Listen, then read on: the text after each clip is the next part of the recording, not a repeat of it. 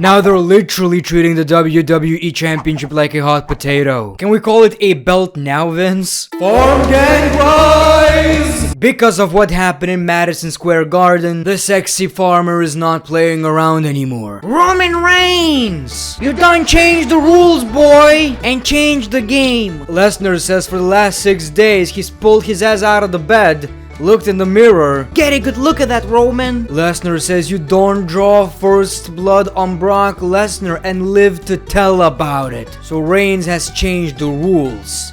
Lesnar is here for blood right now. He doesn't care about WrestleMania contract, WWE titles, and my man yeeted the championship to the crowd. I don't care about belts so much, I need 2 of them. My man starts screaming. It's not about WWE titles anymore, it's not about WrestleMania. Roman, get your ass out of here! Blood for blood! I love the intensity, man. And you can tell it's really hard to tell something new in this story. But I guess there are some twists and turns. For example, back in the day they were fighting for the championship, and right now it's just an old toy. Then we saw Paul Heyman, and Paul Heyman says Roman Reigns is not here tonight. Brocky says, well, if Roman is not here tonight, nobody can save you, right? And the chase begins. That's the most cardio Paul Heyman has done in years, and I would rather get chased by a tractor than Brock Lesnar, for obvious reasons. So the chase continues, but Paul Heyman got away in a car. That was by far the most entertaining thing about SmackDown. To be fair, that was probably the only entertaining thing about SmackDown. I don't know what to say about this show anymore, man. If I enjoy Monday Night Raw more than SmackDown, Monday Night Raw, who has the reputation of being the worst wrestling show today, I don't know what to tell you. This was entertaining, this was good, but you know, Brock makes everything entertaining, so I'm not shocked. Everything else really sucked. It seems like Sheamus is growing a faction. He had Ridge, but now he also has Pete. Wait, no, that's Butch. Why? Why you gotta keep doing this, WWE? It's unnecessary. So yeah, it's time to talk about the bad news. We saw Kofi Kingston and Big E versus Sheamus and Ridge Holland.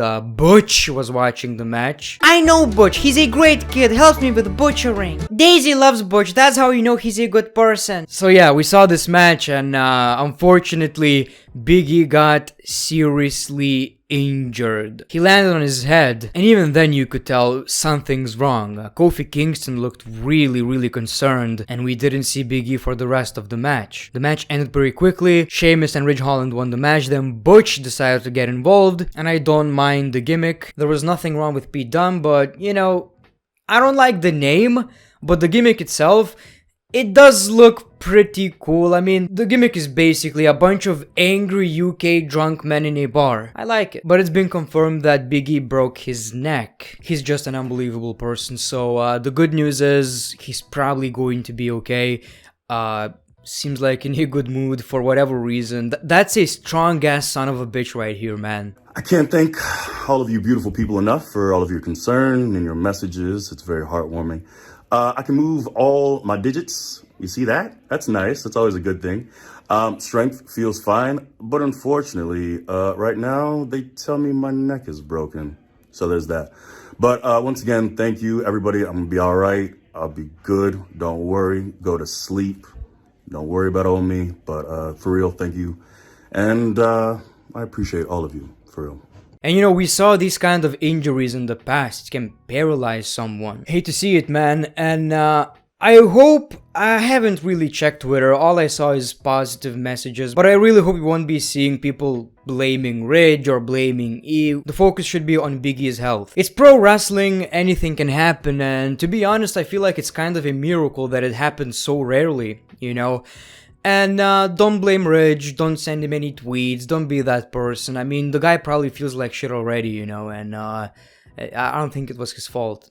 Stuff like this happens, and let's just hope that Big E is going to be, okay? Because this looked rough, my man. This looked horrible. Then we saw a Sami Zayn interview and Kayla says, let's show what Johnny Knoxville did. And she shows a clip of Johnny Knoxville showing Sami Zayn's number to the entire world. Sami was like, you showed my number on live television. He also said Johnny Knoxville at WrestleMania is not going to see just Sami Zayn. He's going to see the Intercontinental Champion Sami Zayn because I'm about to win the WWE Intercontinental Championship. We see Drew McIntyre in the ring, and the unlucky bastards, the Viking Raiders, got attacked backstage again. Baron Corbin, Madcap Moss, Jinder Mahal, Shanky, yeah, a faction we all love. Then they attacked Drew McIntyre, and at first Drew McIntyre was kinda struggling, but of course he came out on top.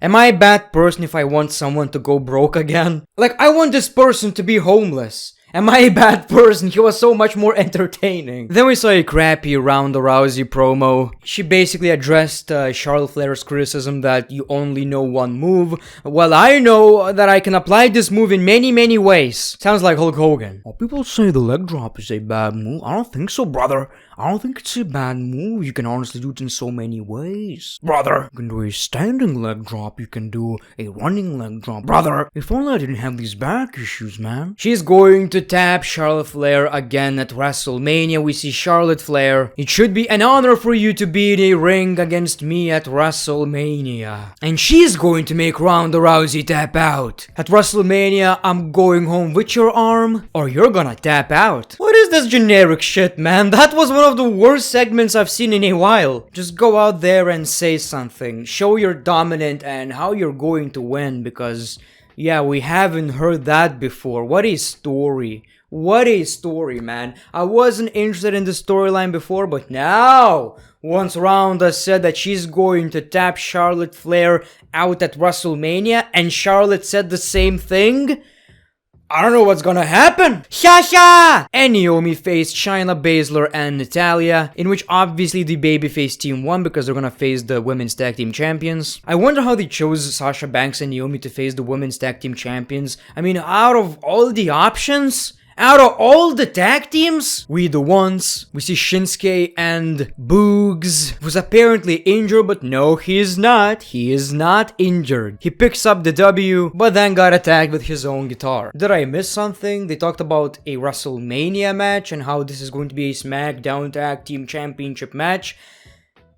Am I missing something? Was this a rivalry before? We saw Sami Zayn versus Ricochet for the Intercontinental Championship. Obviously, the rivalry between Austin Theory and Pat McAfee continues. It's very personal.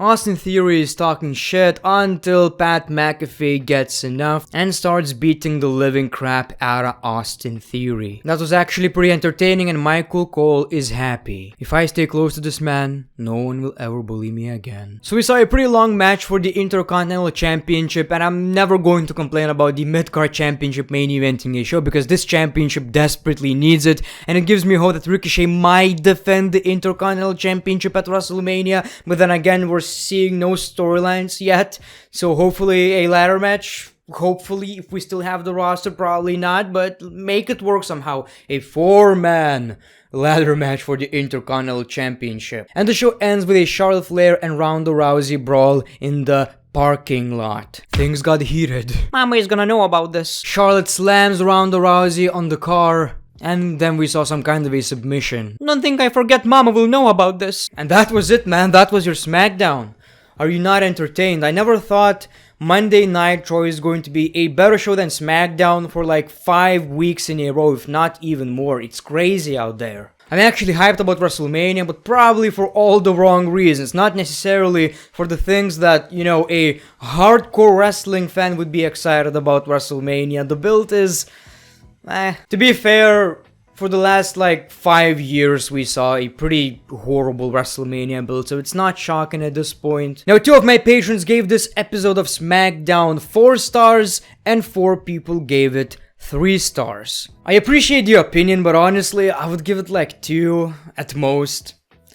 It was bad. Other than Biggie breaking his neck, which was honestly a dangerous move to perform on a superstar his size, it was a pretty decent show. Am I wrong here? Am I missing something? Brawl got a decent segment, which I love that. Besides, I just want to say that Pat McAfee and Michael Cole were so good. They're one of the main reasons I watch SmackDown. And shout out to Biggie, I hope he recovers soon. Same. Yes, Michael Cole and Pat McAfee are amazing. Imagine this show without these two. In general, signing Pat McAfee was a great idea, a brilliant idea. Never thought I would see that walrus run. Maybe he should join a track team or something. I can see the potential in that running form. I mean, dude, go to Paul Heyman's Twitter. He may not look like Bobby Lashley, still gets these women. It's the physique, I think. But anyway, people, thank you for watching the show, The Great One. Peace, love, and hugs. It's been a pleasure.